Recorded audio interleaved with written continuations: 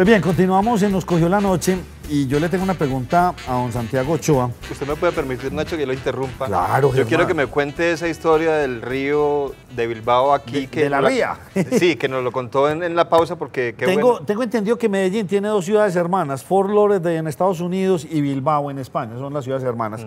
Bilbao era una ciudad con un río como este, todos así al lado del río, pero resulta que ese río estaba lleno de astilleros de barcos, era contaminado, negro, todas las aguas residuales iban allá.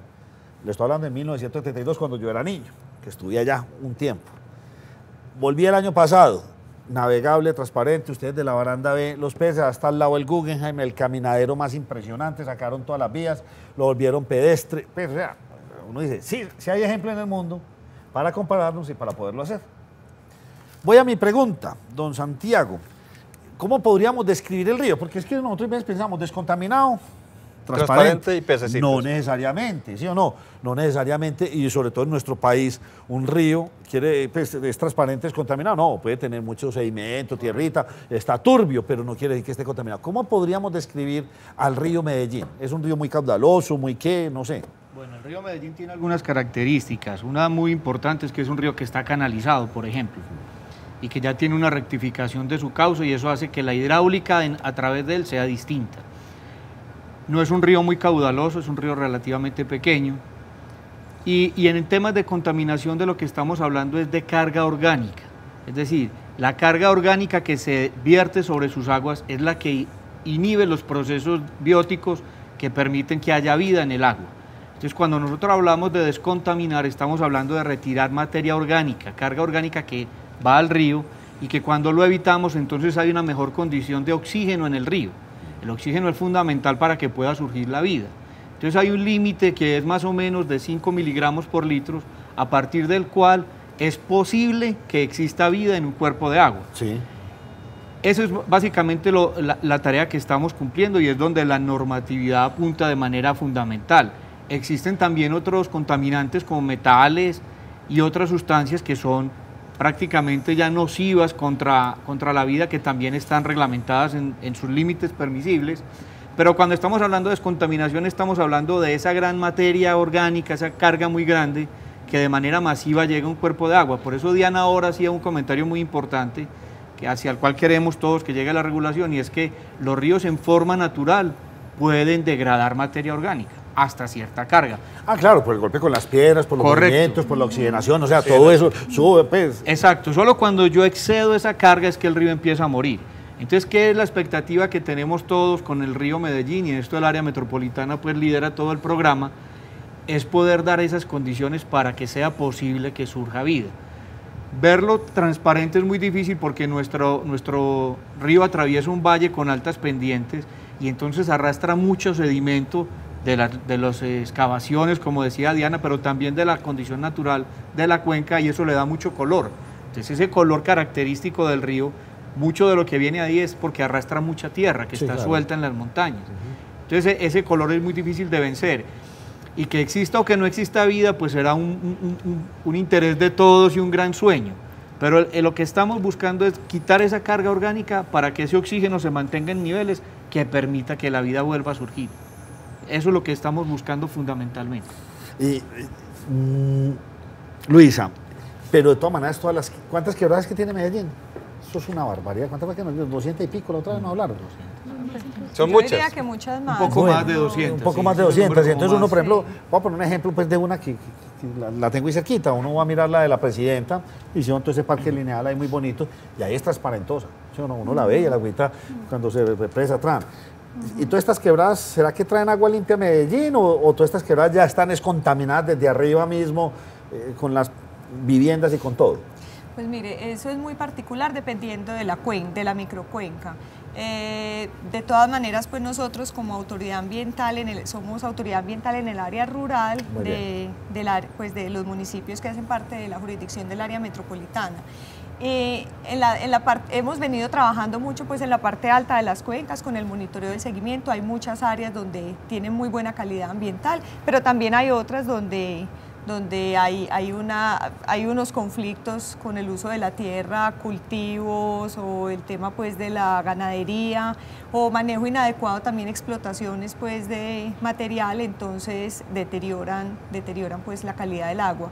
Pero a nivel general pues yo no me atrevería a decir que es por el tema pues de los nacimientos de agua que ya vengan lo que digo es que contaminando desde el mismo nacimiento río. será que tampoco, no estamos bien regulados para, o sea, las que uno ve que ustedes en el noticiero han hecho 1000 veces, pues, eran botaderos de basura, las casas encima de la quebrada, todos los desperdicios van allá, eso se está regulando mucho, está controlando. Sí, claro, Sí, eso hemos pero venido mira. trabajando mucho desde el tema de la autoridad ambiental, desde las direcciones territoriales Aburrá Norte, Aburrá Sur.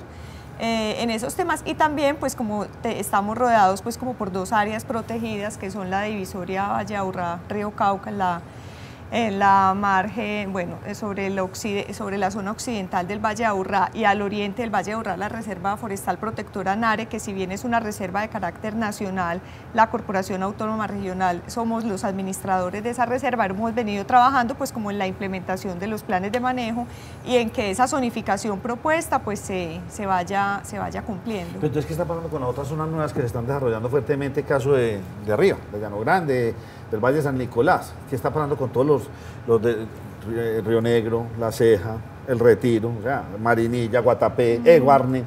Eso es una zona que ya se está volviendo ciudad. ¿A dónde están yendo todas esas aguas? ¿Ya no tienen Río Medellín, o sí? Esa es una zona, bueno, esa ya es una jurisdicción de Cornare. Cornare. Ellos tienen pues sus propias pues dinámicas y Entonces, hay que problemáticas pues sentarlos internas al aquí. interior de Cornare. No me atrevería pues como a Listo, hablar en entonces déjeme detalle. que eso lo puedo sentar aquí a preguntar. Sí, señor, claro, porque Porque es bien no, diferente la característica. Río Negro se llama Río Negro porque el Río Negro.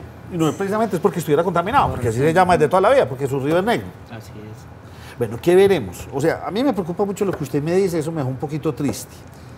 Porque yo pienso que sí deberíamos ser más sancionatorios. O sea, sí deberían haber unas sanciones ejemplarizantes que en muchas cosas de nuestro país, ¿sí o no?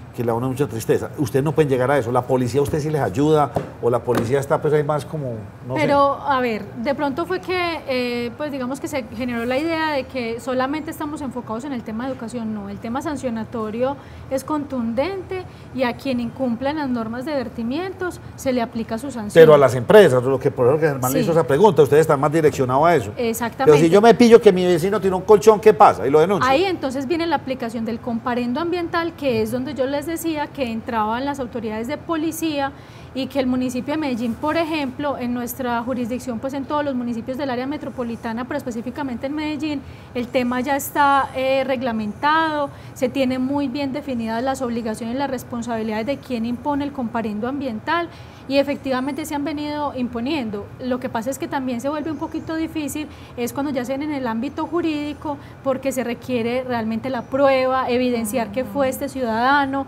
y la evidencia de que él fue para poder aplicarle lo que la norma dice. Ahí es donde entramos, digamos que pasamos de lo técnico, que es el efecto de la contaminación como tal, allá el ámbito jurídico, donde ya nos restringe un poco la aplicación de la sanción, pero realmente se vienen aplicando las sanciones paralelo al tema de educación.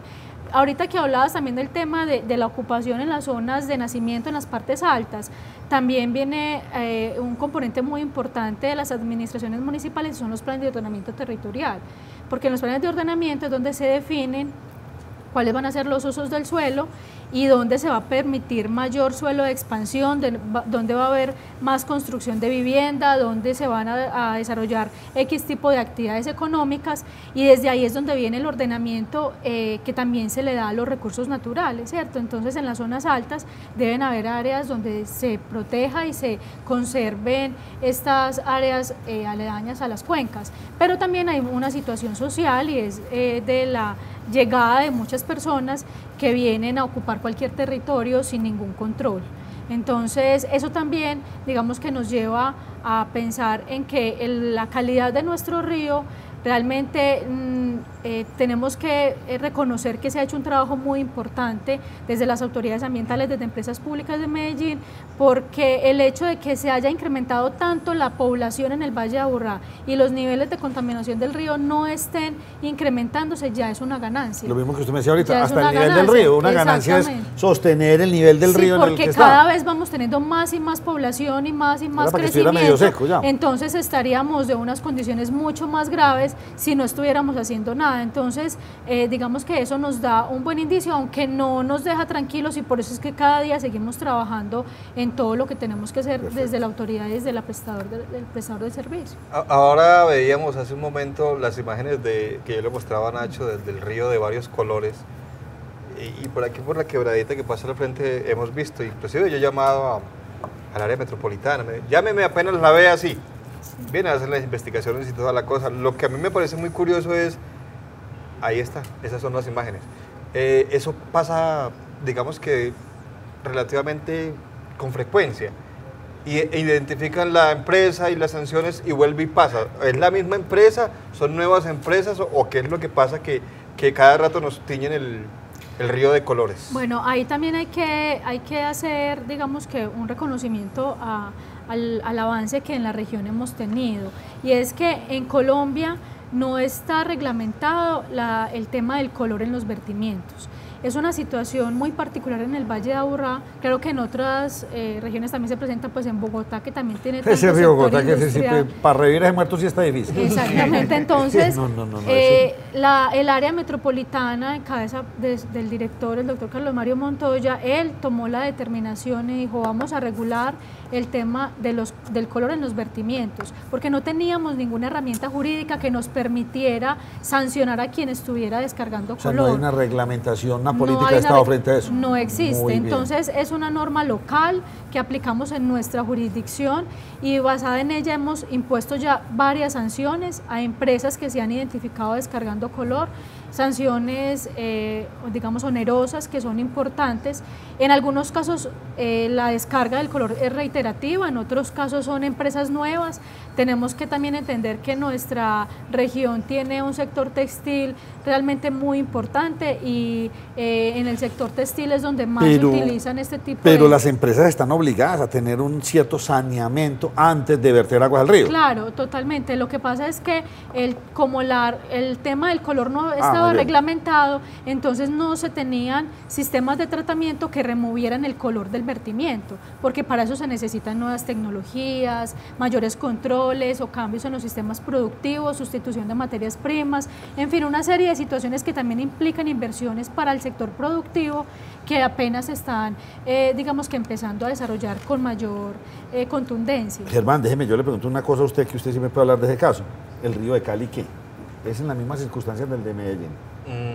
Bueno, hace rato... ¿Atraviesa toda la ciudad, no la atraviesa? Yo es que realmente... Sí, y tiene digamos que una zona donde se ha desarrollado mucho el tema de hotelería, Donde está la iglesia esa bonita, ¿no? Donde está por el obelisco, por donde está la tertulia, por donde están los restaurantes. O sea, hay una zona como muy, digamos que turística, hotelera, de restaurantes, que se ha desarrollado mucho, donde está el gato del río, famoso aquel. Pero digamos que, bueno, no tenemos como Bogotá, por ejemplo, tampoco. Pero yo creo que estamos en la misma situación de Medellín actualmente. Yo diría que la situación es muy parecida en Cali. Gravísimo, sí, es que, por ejemplo, otra ciudad que es gravísima, que yo no sé cómo están haciendo, Montería. Montería todo se debe ir al río, si no, qué cosa tan impresionante. Y esos sí están pegados del mar. Y el que termina pagando las consecuencias es el pobre mar, el agüita salada. Vamos a hacer una pausa y volvemos con ustedes.